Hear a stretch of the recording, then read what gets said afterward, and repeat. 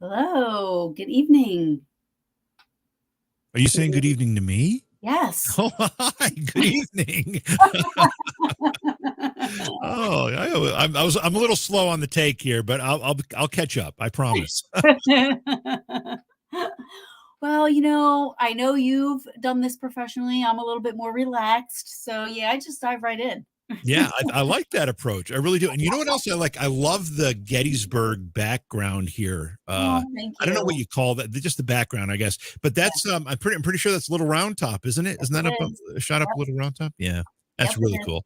That's You and my I have homework you right and I have talked about this in the past. We both have a real love, a real fondness for Gettysburg. It's beautiful in so many ways. If you're a paranormal fan, there's tons of things. If you're a history fan, there's tons of things. If you just like beautiful countryside, there's tons of things. It's such a great place. Absolutely. Yeah, there's everybody's like, what's there to do in Gettysburg? I'm like, the list is shorter if I told you what there's not to do. Right. You Yeah. know, like Yeah. yeah, I mean, I still go as many times as I go. I still go there and I still find out I learn something new every time. I know this is your show, but I'm going to ask you a couple questions here. Okay. What do you like most about Gettysburg? I mean, have you always been a fan of Gettysburg itself, or and if not, what introduced you? Was it the paranormal stuff, or was it history? How'd you get introduced to it? My mom drug me there. I went grudgingly. It was in 2007. So I was older, but hated history in high school. Wanted nothing to do with I couldn't tell you anything about history in high school, wasn't into the paranormal. I was afraid of it. I wanted nothing to do with anything like that. So I didn't even know that stuff was I didn't even know ghost stuff was real big in Gettysburg. My mom wanted to go for the reenactments, and I'm like, fine. I'm like, fine, I'll go. Whatever. She wouldn't have anybody to go with, and I felt bad for her, right? So I was like, okay, fine, I'll go. Instantly fell in love with it. The second my foot stepped outside of my car, I was like, where have you been my entire life? What? Why haven't you brought me here sooner? She's like, oh, really? Then that was when I had my first paranormal experience as well. Oh, wow. I was like, wow, that wasn't that bad. I've always been so afraid of this, and I wanted nothing. I was interested. Like, I would watch the shows and I would talk about it. I had scary stories to tell in the dark, and you know what I mean? So I was always intrigued, but nope, didn't want to hear nothing, see nothing, experience nothing. So yeah, Gettysburg just kind of swallowed me whole. It's funny because when I started going to Gettysburg as a kid, but as an adult, I started going. My buddies and I would go at least once a year just to have a guys' weekend, and we're all Civil War fans. And when I first started going, like in the 90s, we'd go every year or twice a year. There was really no paranormal stuff going on. I mean, it was going on, but there was, the ghost walks weren't there yet. The places weren't advertising their hauntedness or there was paranormal activity yet. And it wasn't until like the early 2000s, really after Ghost Hunters hit, honestly, that these places started to recognize, wait a second, we should talk about this and we should let people know. And now I'm sure that the paranormal tourism doesn't outweigh the Civil War tourism yet, but I bet you it's a big chunk of what they're seeing in a year now. Do you see my hat? I believe, is that what it says? Oh, nice. Gettysburg. Okay. All right. Yeah. Nice. I'm not even kidding you. You're going to think I'm psycho, but here's, this is I can't read it. You can't see it. It's Rebel Red from Adams County Winery. Oh man, that's awesome. That is awesome. I'm totally like, it's like, I live it. I live Gettysburg. all the time. Mm-hmm. That's why, like, on my page, it says you can take the girl out of Gettysburg, but you can't take Gettysburg out of the girl. That's awesome. It's Yeah, such a great place. It really it really is. is. I said, even when I move there, I'm still going to be a tourist. I'm still going to buy Gettysburg stuff. I'm still going to go to all the places that the tourists go to. I'm like forever a tourist, even though I'm, I live there already in my heart. Yeah, right. No, I know. And that's the thing. It's I've been looking around the map of the country trying to decide where I'm going to eventually relocate when I finally get out of New York, which is just for a lot of reasons a hellhole to live in. Mostly politically, I'll say. Yeah. But and Gettysburg is one of those, in my top 5. The problem is Pennsylvania is not Florida and it's not Tennessee. So I'm struggling with that a little bit, but it's such a beautiful place that it still really has. is. I feel like Gettysburg, though, is in its own little bubble. Kind of is. When you go there, you don't feel all that stuff. You know what I mean? I don't know. It's weird. It's so different there. Yeah. There's some truth to that. I definitely do. So are we being paid by the Gettysburg Tourism Bureau tonight, or what's happening? No. I could sell Gettysburg to anybody. I feel it. I honestly feel it. I have the coordinates tattooed on my arm. Oh, that's. I mean, come on. Oh, that's great. Yeah, that's fun. It is great. It's the place where I have my one and only in 20 years apparition photos that I've ever gotten was Gettysburg. Now, granted, I go there so much. That's the most place that I investigate and go to do that kind of stuff. So obviously, but I have to ask you a question. Okay. Cause I'm seeing, oh, there's my post. Why don't I see anybody else's chats or posts in the comments on my Facebook? I think because there are people, like, I'm on 3 different, I'm on my YouTube, I'm on Paranormal Brew's Facebook, and I'm on my personal Facebook page. Oh, maybe they're coming through your personal Facebook. So maybe there are some people that are. I'm watching Paranormal Brew Facebook, and I'm not seeing the comments there, but I'm seeing Facebook comments show up on the screen here that you've got coming up. Yeah. So I just wanted to say hi to folks. So I'll just say it hi here. Hey, everybody. Yes, hi. Enough about me. Enough about me. Yeah, right. Wherever you guys are, just hello. I wanted to do it in chat, but everybody's scattered, so I'll just say hi here. Anyway. So yes. So tonight I have an awesome. He's been a friend of mine for a really long time. I love JV. Love everything he's done for the paranormal field in the community. He's in my opinion, one of the OGs of paranormal. I mean, he can tell you everything that he's accomplished, but he definitely is somebody I look up to. Being even in the podcast and now the magazine world. For me, those are like, the groundworks of the paranormal. It's not what's on TV is so much, but it's where it starts and what's there in our faces every day, all the time. So welcome, JV. Thank you. And thank you for that marvelous introduction. That was very kind, very generous and very kind. You even have, like, I always saw, I say JV has a JV radio voice. I love it. You just sound like you have that voice to be on a podcast or, radio and stuff like that. So you just have that whole swag about you too. Want to know a little secret? Yes. I started in radio 42 years ago. 42 years ago. I'm a little embarrassed to say that number. It's kind of crazy. It's impressive. Wow. And you're still going. I love it. Still going. Sometimes I'm not sure. Sometimes when I wake up, I'm like, can I get out of bed today? Everything hurts. Honestly, I wouldn't even have. You say 42. I'm in my head. I'm like, so was he like 10 when he started? Yeah, let's say I was 10 when I started. But in all seriousness, 42 years of broadcast, and to the point where the day I started in radio back then, I realized that was going to be my life's path. And I actually decided that day when I first started that I was going to own radio stations and that was going to be my profession. And I was able to make it happen. I bought 25 radio stations over the course of the last 20 years, and I've sold them all now. But anyway, yeah. So as far as being a broadcaster, that was my the thing about being a broadcaster is I could talk about anything. I could talk about the paranormal. I could talk about music, which I love. I could talk about history, which I love. So being a broadcaster gives you the flexibility of focusing on any topic that you really want to focus on. And so it worked out really well for me. It did. I mean, I was a fan. I mean, I love, even up until this day, I mean, you had several different shows and, I loved them. I thought they were really good. And let's not leave out Taps Magazine. You also were into the magazine business as well. And you were editor? I was owner, publisher, and editor. Oh, I did all those things. Yeah. So quick story about that, or long story, however you want to do it. Hey, Mary Grace, good to see you. I started working with the Ghost Hunter guys, Jason, Grant, the whole team, back in 2005.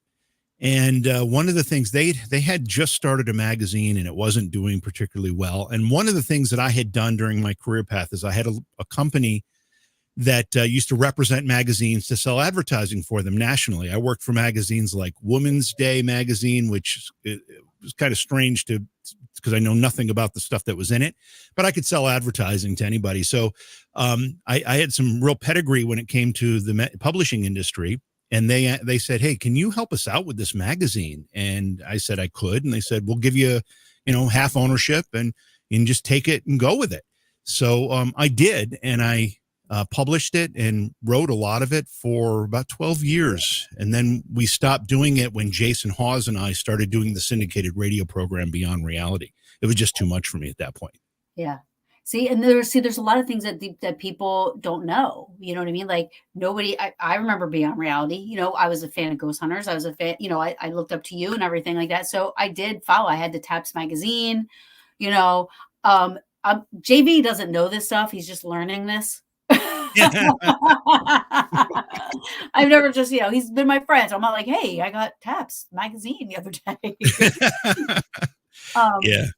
But yeah, no, it's been so awesome. And, I luckily have been fortunate now to work with you a couple of times with Paranormal Reality TV, which I think is amazing. It was so cool to be behind the scenes with that. And, can I be honest? Like, I was like, I'm so afraid because I looked up to you, right? You're kind of like somebody that I would, a lot of some of the OGs that, been podcasting for a long time, Dave Schrader, with his podcast and everything, but, I was so worried that it was gonna not be what I expected. Like, I thought it was going to be like one of those, like, act like you're doing this or pretend. And so I wasn't, just because you hear all the stuff about the YouTubes and the new shows and stuff. So I was like, oh, please. And it was legit.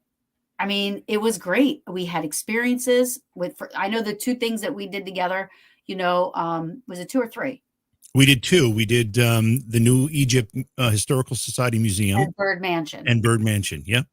So I heard disembodied voices. We called anomalies on the FLIRs. Like we didn't fake anything. You guys didn't fake anything. We were really investigating. And it was an interesting way. It was a new way to investigate for me anyway, with all the cameras and how you had to put it up and set it up as a show, which was very impressive to me.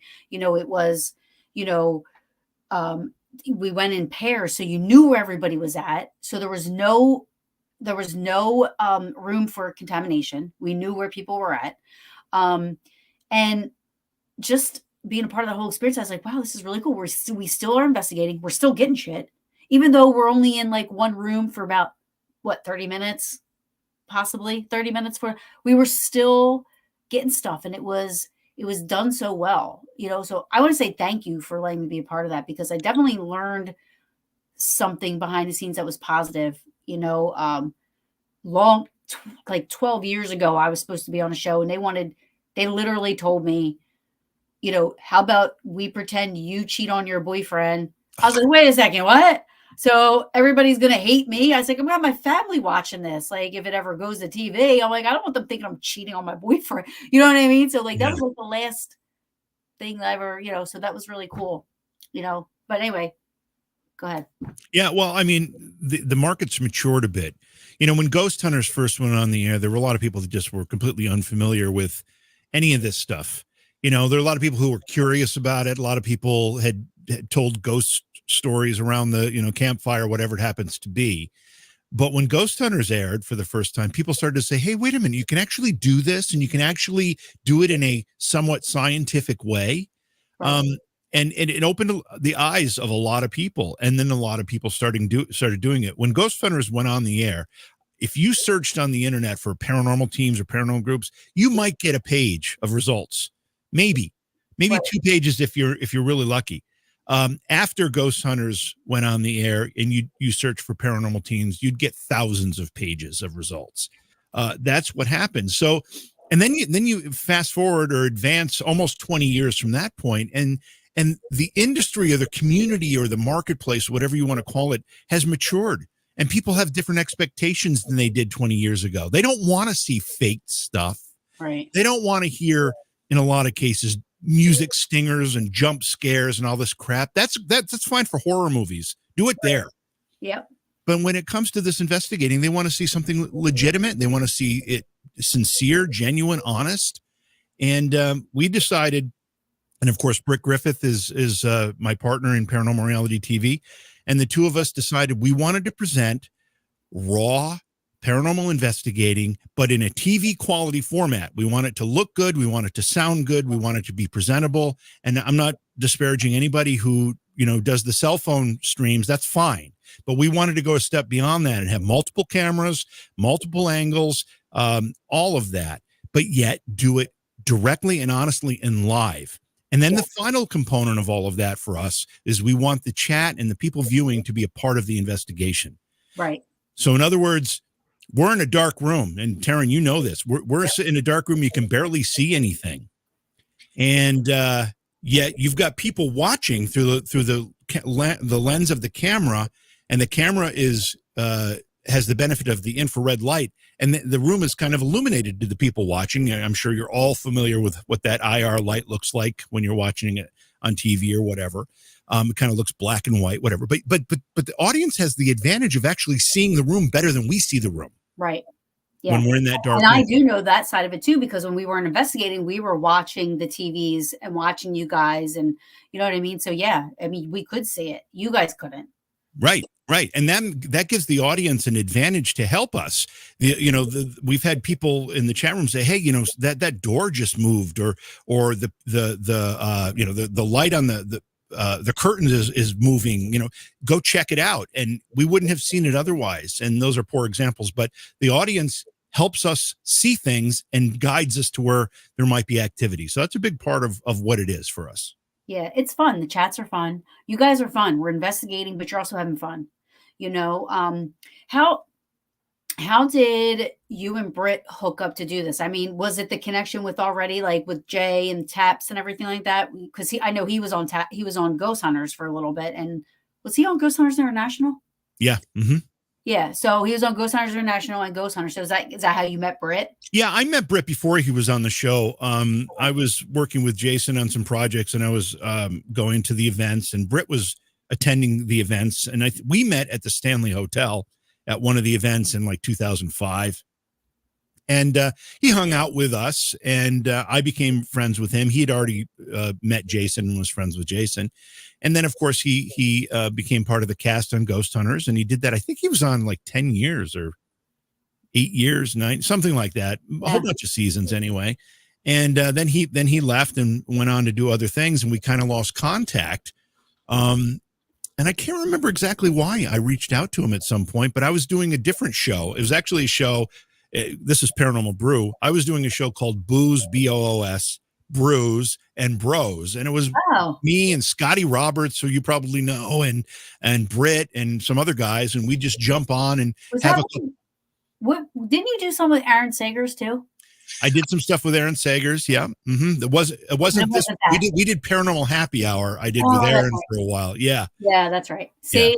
Yeah. Okay. Go ahead. Sorry. Yeah. So I know it's fine. So I did this. I was doing this show with a bunch of guys having a couple beers, just chatting about anything. It kind of started as paranormal, but then it just kind of moved into whatever we thought was fun at the time. And that reconnected Britt and I. And we did a couple other shows in between. And then when I started Paranormal Reality TV, I thought, you know what? There's no one better to get involved in this than Britt, because of his experience with Ghost Hunters, his experience with Ghost Hunters International, his experience as an investigator. He's a straight up honest investigator. He knows the equipment, and he's funny, and we have a lot of fun, as you mentioned. So it worked really well. We've only been doing this 5 months, and it's good God. like crazy. Yeah. 5 months? Yeah. That's it? Yeah. Stop.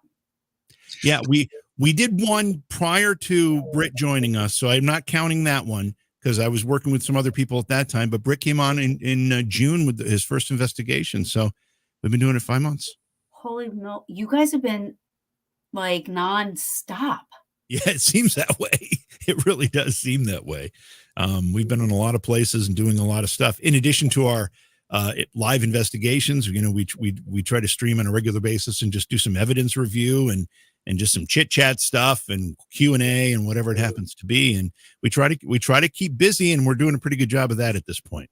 Yeah, you guys are doing great. I mean, how many subscribers are on YouTube? Or I saw something, was it YouTube? Because I know you guys stream on YouTube, TikTok. We post on TikTok. We don't TikTok. We don't stream, but we stream live on YouTube, Facebook, and Twitch. Okay, so somewhere has like over 100,000. No, we just surpassed 1 million views in the last 28 days. Yeah, I saw some big thing. Yeah, you guys just thank everybody for supporting the idea and watching and all that. You know why I love it is because it's not fake. Right. I love this. This is why I support it so much, because maybe not every other, but a lot of the other channels out there, and I'm not going to name any names, but a lot of the other YouTube channels out there, stuff that have over 100,000 subscribers, they fake shit. Mm-hmm. It's so tough to watch because. And if they don't fake stuff, if it's a TV show, if the team itself isn't faking stuff, the editors and the producers go in and they may not fake stuff, but they add stuff and they dramatize things, and they put the music in, and basically they make it a mini horror movie, and that's not the same thing. Yeah. So for me, this is like, when people say, well, that's what people want to say, and I'm like, watch paranormal reality TV. They're not doing that shit. Right. They're not doing that stuff. Yeah, and if we're unsure about something, like, for example, we just had an amazing investigation at a place called Ura Shrine. It's in Bristol, Tennessee. It's not open to the public, although they're starting to get ready to be able to be open to the public for people to investigate. We had the 2 most active nights that Britt or I have ever had in our entire investigating career, ever. That doesn't mean we had got the best material, although we got great stuff, but it was just the most active both nights. And both of us are like, you know what? We need to look around a little bit just to make sure we're not being had here, because this is too active. This is really, really active. And we did that, and we found nothing. But we still, when we put up the evidence and we talk about this stuff, we say, listen, we're not sure. Here, you guys interpret this and tell us what you think as well. This is what we think it is, but you tell us what you think as well. And we're not out there saying, oh, we caught a ghost and here it is and whatever. We're letting people kind of do their own analysis. Process. Yeah, analysis, right. There you go. And come up with some of their own conclusions. And if we're not sure, we'll just say it. Hey, listen, we caught this. It's crazy, but we don't know what it is. What do you think?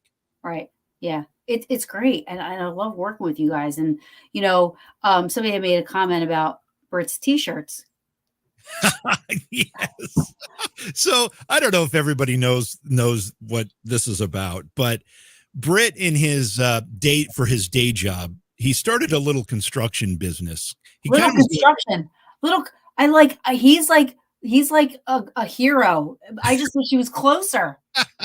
Well, he started this little kind of handyman business for something to do during the week. And it morphed into this, what is now, I will call an empire of sorts, but he builds catios, which are basically enclosed outdoor spaces attached to a house that a cat in California, where there are predators that'll fly away or run off with your cat if you're not careful, It protects the cat, but the cat can still go outside and enjoy being outdoors. And in Hollywood, because his company is Hollywood Catios, in Hollywood, they're in demand, and there's a lot of people with money out there that are willing to pay him to build these things. So it was that, and then there was a couple other things he did that were suspiciously cat-like when we first started doing this.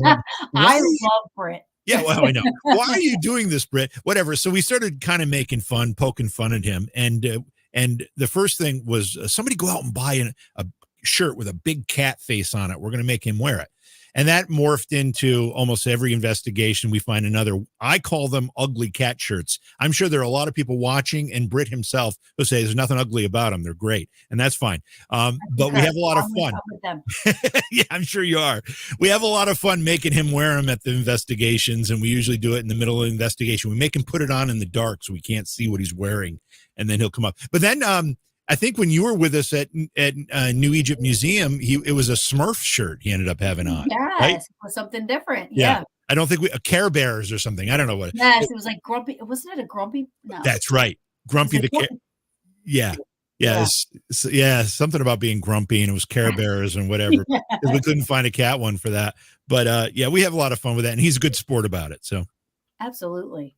So, where are some of the places that you guys have been that, maybe I don't know if you want to say your favorite space that you've been to, but, what are the places that surprised you the most, going into, like, maybe you guys were not expecting a lot, but you had a lot happen and you were surprised. Yeah. Well, going back to the one we just did, the Ura Shrine, we had no idea what to expect. We were the Ghost Sisters, who I think you may know who they are. Anyway, if you've seen them online. Anyway, they've been really great at getting some locations for us and collaborating with us. And this was one they highly recommended. And the way they were describing to us, we're like, it sounds kind of weird, but all right, let's go check it out. And it was crazy. It was absolutely off the charts crazy. And that was a really great investigation. But here's the thing about the investigations, like whether it's the Bird Mansion, or it's the New Egypt Historical Society Museum, or it's the Brownella Cottage, which we did right before the Ura Shrine. Every one of those places, we've had great activity, but even more importantly, I go there and I learn stuff. Yeah. Like the Bird Mansion, I learned about the history of that part of Pennsylvania and that community, and it was so fascinating. Or the New Egypt Historical Society, they had a piece of the Hindenburg frame in that museum. Yep. And a lot of other stuff too, by the way. I don't want to sell them short because they had so much cool stuff in there, and I learned stuff about that. And I'm a history nerd. I love learning about history, whether it's local or international or European, whatever it is. I'm just fascinated by it, and each one of these places I'm learning stuff, and that's the biggest reward to me. I love the paranormal stuff, but I love learning about the places. Yeah, I'm with you. Like, I love meaty history places, which I have another great place for you. I am very happy to hear that, because I was going to ask you if you had any other recommendations. I do. That is awesome. That is awesome. It's fantastic. The history there's just meaty layers, just amazing, and it's in Gettysburg. Oh, wow. Wow. Double whammy. That's awesome. Yeah. So, actually, I mean, two places. So I'll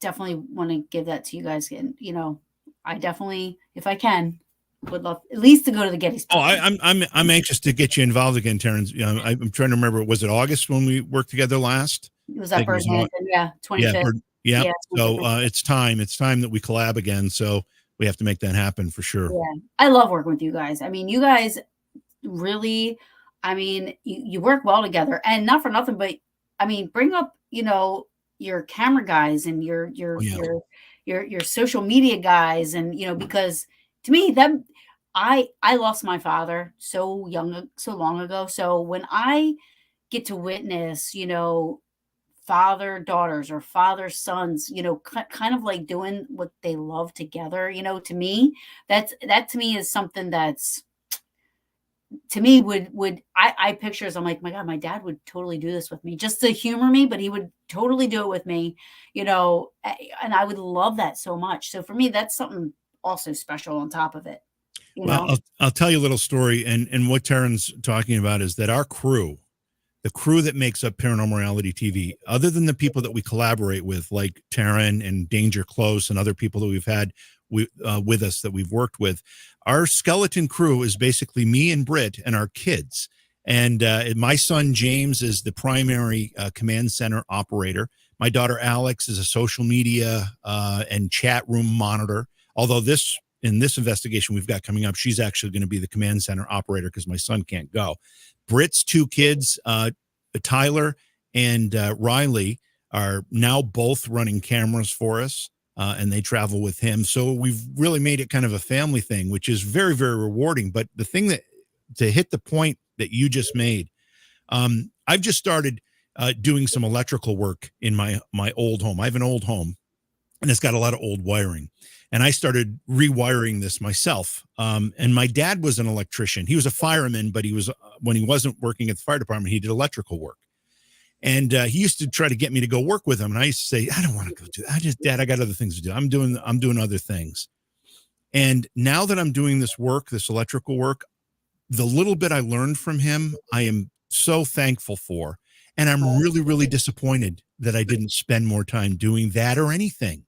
Right. With my dad, because I know you lost your dad really young, but my dad was pretty young too. I mean, he was 69 when he passed, and it was just now 7 years ago. But it was a shock when it happened, and you regret not spending that time. And so this project where I get to spend some time with my kids and they're having fun with it too, it makes it even more valuable to me. Yeah. And, I think that also helps to kind of like, you want your kids to look up to you, right? So you're not going to turn around and fake stuff and lie about stuff and do this and do that, because you're not teaching your kids to do that. No, that's absolutely right. That's absolutely right. And that's a big point. I mean, I don't care what anybody says. You're not going to want to teach them that that's how to get through life. You know what I mean? So, and they're young enough or they're impressionable enough, you know what I mean, to take on whatever you're going to show them. And you're successful, and you're being successful the most honest way you know how to be successful in this, you know what I mean? So to me, that just kind of like is another, kind of helps me with my, not argument, but my point of it being the most legit that I've, for TV purposes or YouTubes or Twitches or whatever that people are watching, legit. It's not, and you guys are getting more views and more subscribers and more people watching than the ones that are faking. Yeah. Well, and the other side of that is that, as you know, Taryn, there are times when you're in a room and nothing's happening and it can get boring. And Britt and I, or whomever we're with, we try to, when that's happening, if it's a night like that, which is not uncommon when you're paranormal investigating, when that's when we try to do something a little more relaxed. We have a little more fun. We'll joke a little bit. We'll make Britt put a t-shirt on, whatever it happens to be, just to keep it entertaining, because we want it to be entertaining. But we're not going to fake stuff to make it entertaining. We're not going to, go in the other room and start slamming doors to make it entertaining. That's not how we're going to make it entertaining. Right. The paranormal stuff is legit. It's what we catch, whatever it is. And then when we don't have that happening, we just do other things to keep people's attention, to make it fun. And it works. It works, so, so you also use psychic mediums, at locations and stuff like that. Now, how do you go about, connecting with the people that you've worked with in that aspect of it? Well, what I do, it's been primarily just from keeping an eye out on social media. I watch or recommendations, like you've recommended April, and I've connected with her since you guys made your announcement with the magazine, and we're definitely going to have her involved. Maybe if you've got locations and we can coordinate having April come, make all that work together. But either way, through recommendations, or if I see somebody on Facebook and I watch them for a while, and I'm like, okay, is this person doing it the right way or the wrong way? Right. And if they're doing it the right way, I'll reach out and I'll say, hey, listen. And often what I'll do is I'll do an interview first, because I still do the Beyond Reality Radio podcast that I was doing, I've morphed into a semi-regular podcast called Paranormal Reality.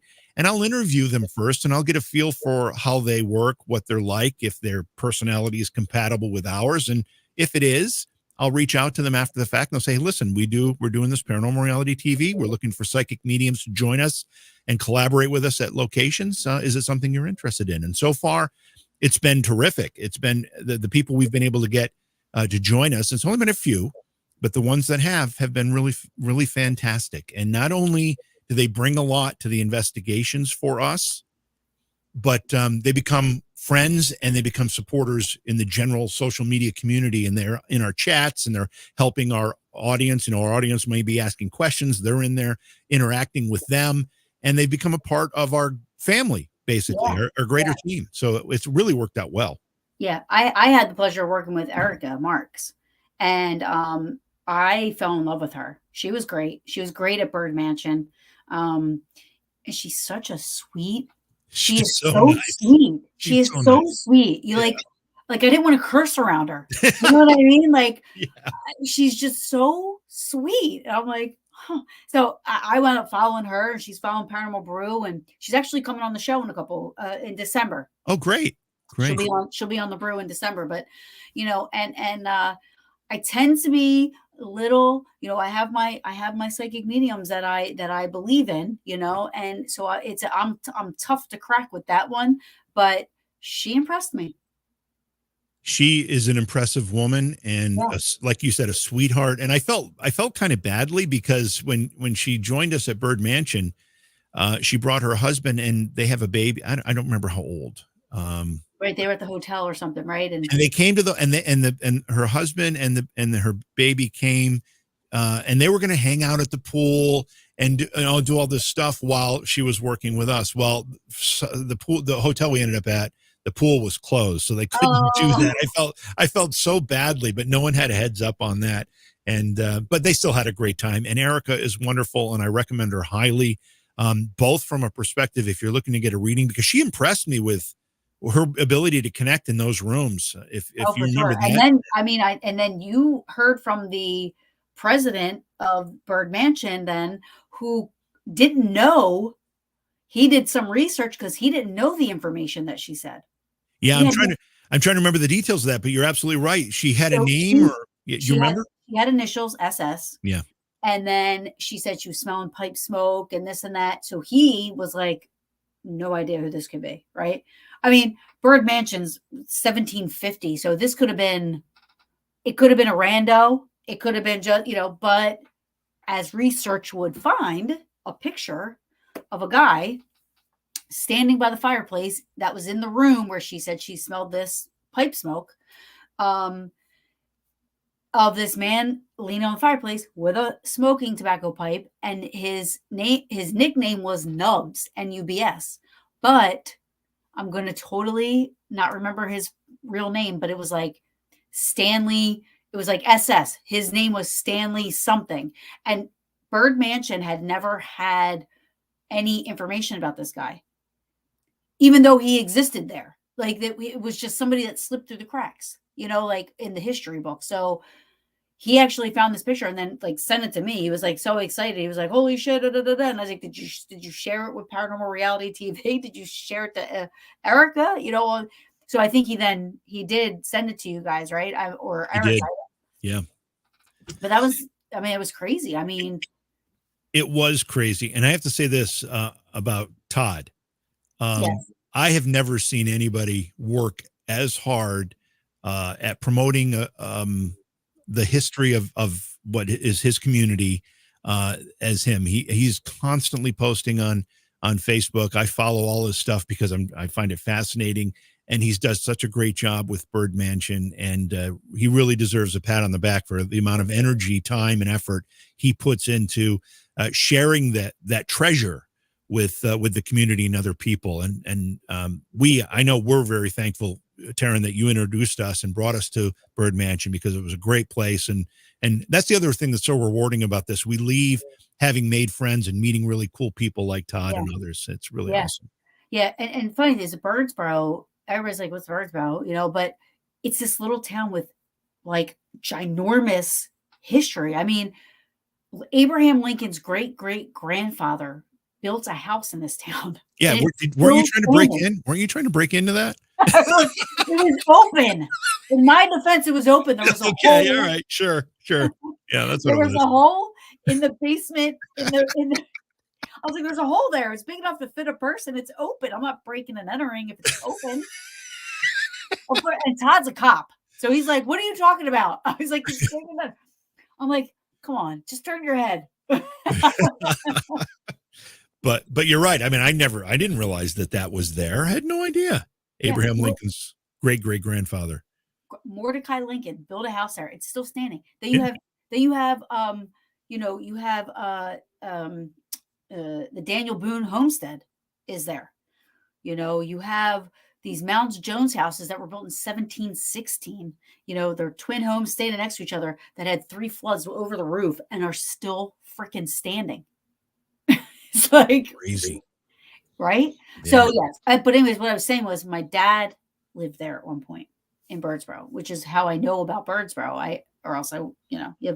There's so much history in this little town. It's amazing. But and it's all like early 1700s, 1600s history of this country, and it's just crazy to me. But my dad lived there, my grandfather, so it was nice to get in. It's nice to be involved in the town because now I'm involved. I'm all in. Yeah, and with good reason because it is a really cool place with a great history. And much like you, it's about the history. For me, I love meaty history places. I love it. Because even if I don't and nothing paranormal happens, I'm standing in a house that was built in 1750 with all this history around, and I'm learning. I still get something out of it. Yeah, and it also reminds you of a time in the country when people were, I'll say, and I put myself into the category of not being this, but the people were far more industrious, and they took risks, like unbelievable risks, to better their lives, and they worked their butts off to survive. And I'm in awe of people like that. Yeah. I'm going to ask you something, because as paranormal investigators, to me, this is our way of trying to preserve history, keep history alive, right? So in a way, we are historians. I'm not going to say we are historians, but this is what we're trying to do in a different sense of what they're doing.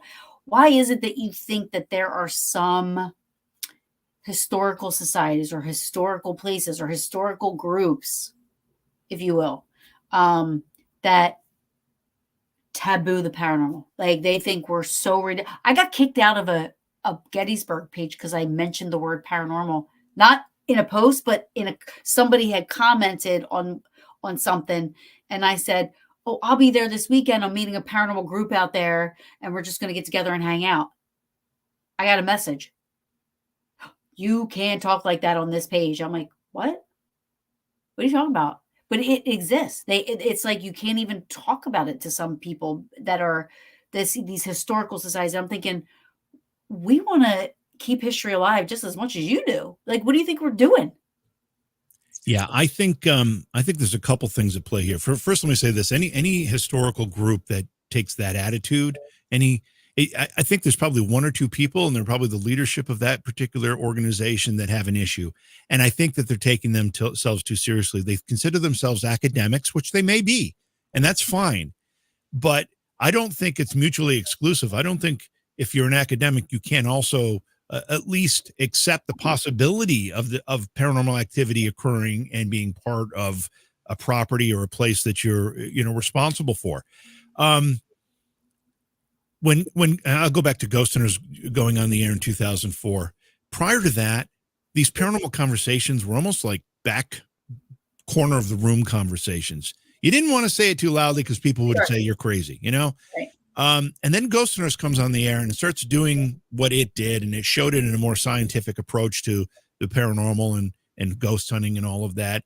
And all of a sudden, everybody decided, okay, this conversation doesn't have to hide in the back of the room anymore. We can actually have this conversation at the dinner table. We can have this conversation at the water cooler at work now.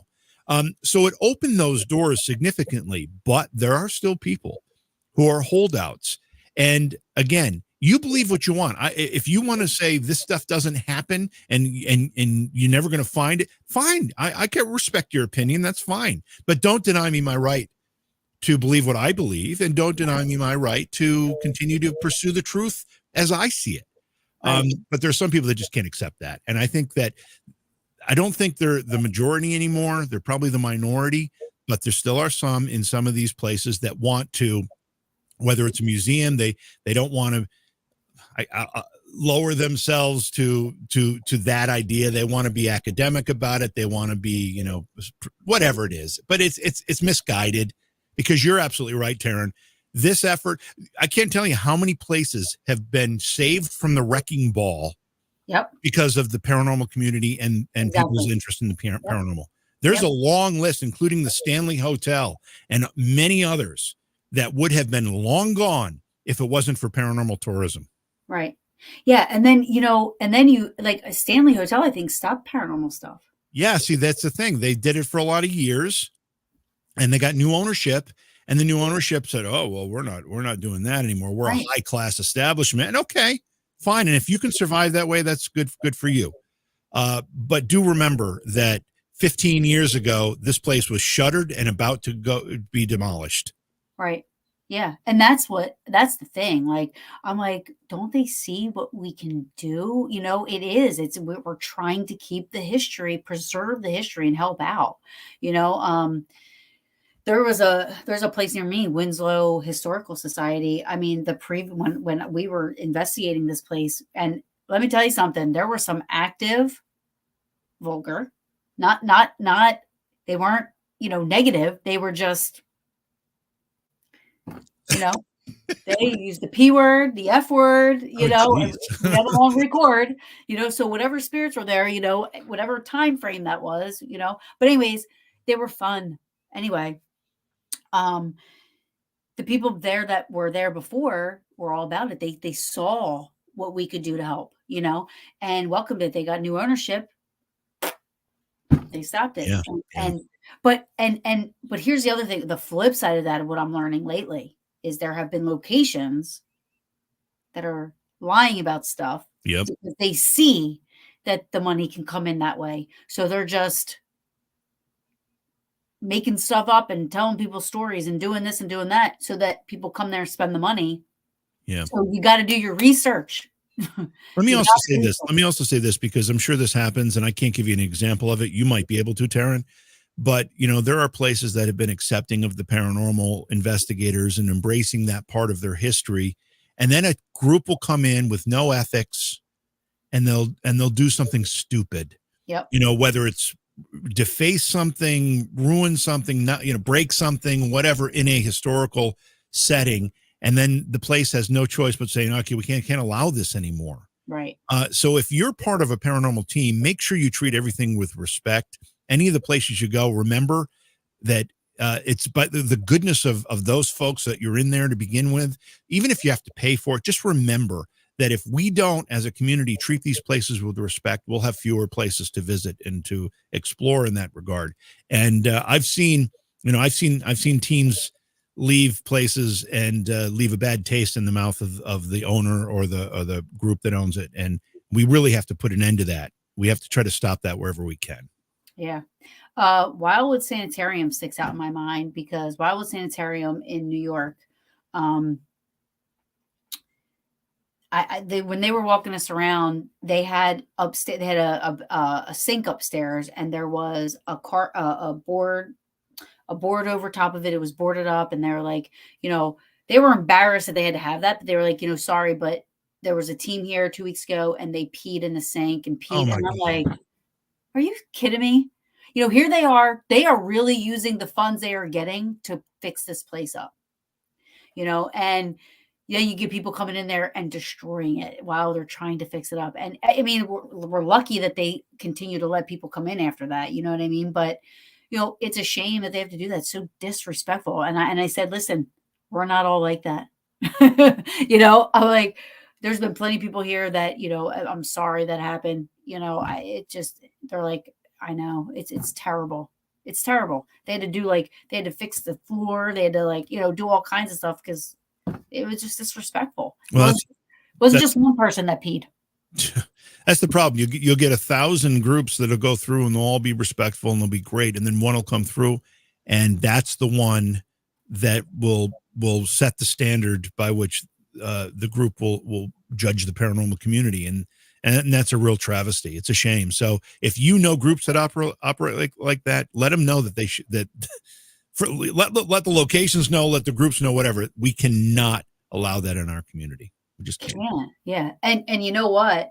Um, those locations should be able to ban people from coming back and ban people without getting hated and disregarded. You know, I mean, they got to take care. Now, granted, there's locations that, like I said, more recently, you know, you know, there's places that lie about stuff too. And you know, when you find that stuff out, and you know, for me, I feel like, you know, I'm doing the community a disservice by not telling people this stuff.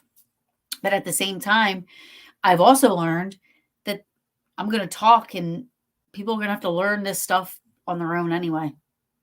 Yeah, I mean, you can only say so much, and if you say more than so much, you get accused of whatever Yeah, being a drama, being that, whatever it is. Yeah. yeah, But you offer the warnings, and then and some people just have to find out for themselves. But if you're a group and you go to a location and you realize they're not being honest or genuine with what they're doing, they're faking stuff so that when you're walking through, you think something's happening, but it's really them in the other room, whatever.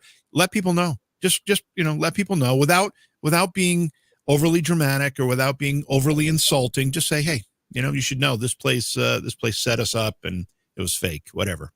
yeah, it's crazy. It's like first you just had to worry about the people faking stuff, and now you're finding locations are lying. You know, and it's tough. It's getting more and more tough to, for the person that wants to investigate and do it for real and really try to, because we just want to either have the experiences or we want to get answers or whatever the case may be. Like the people that are passionately involved in this, it's disheartening and it's scary. You don't want to. It's hard.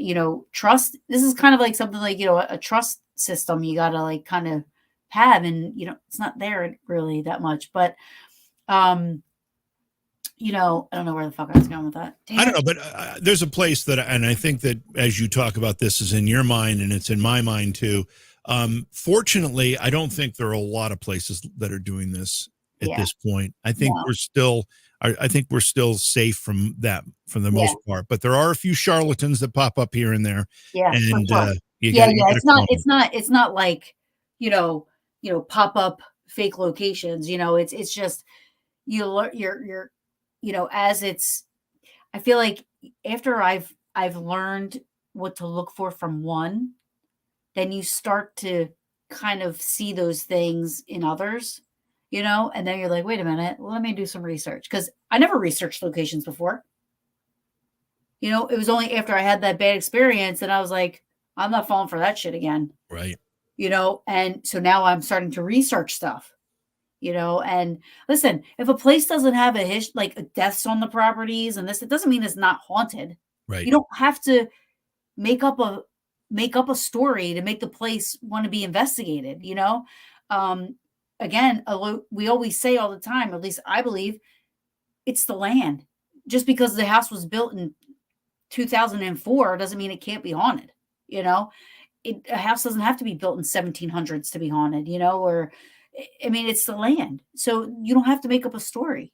You don't have to, it's just let it happen. If it's true. Right. Exactly. That's exactly right. I know places that are relatively modern and new that have amazing activity. And I know places that are by comparison ancient that have nothing. I mean, it's really not the age of the place. I mean, I suppose that age or longevity of a building is going to give it maybe a higher chance that something happened in there over the course of the years. Absolutely. Even that may affect it, but it's not exclusive to that. It's not, it doesn't have to have that to be an active location. No way.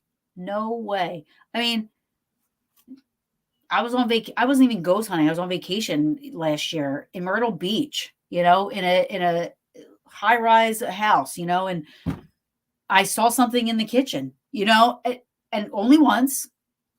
Nothing else happened. Nothing happened before it. Nothing happened after it. But I saw something. I wasn't drinking. I wasn't nothing. It was 12 o'clock in the afternoon. We're getting ready to go to the beach. Wait a minute. If you were at Myrtle Beach in a high rise on the beach overlooking the ocean at noon and you weren't drinking, Taryn, that does not sound like you. We were on our way to the beach. We were bringing our drinks to the beach. Okay. All right. I know. I always have the little disclaimer out there because, wait, she's on vacation on the beach, but Myrtle Beach. She wasn't drinking at noon, but yeah, no. I was drinking at 12:30. Okay. All right. Got a late start. That's all right. But yeah, I mean, why?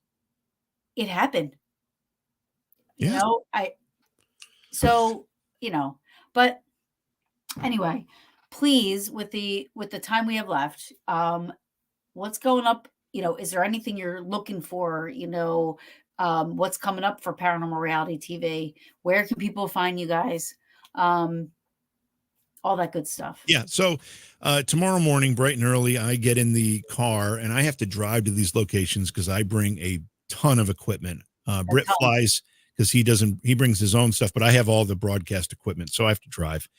And we're getting in the car and we're driving to Missouri. We are going to a place called Cooper Hill Village. And we are going to be doing 2 nights of live investigating. That'll be Friday and Saturday coming up here. So the 27th and 28th. We're really excited about it. It's going to be a long drive there and a long drive back, but we're excited about the broadcast. So, and the way you can watch any of this stuff, whether it's live or just go back and watch the recordings of the live broadcast, it's either YouTube or Facebook. It's Paranormal Reality TV.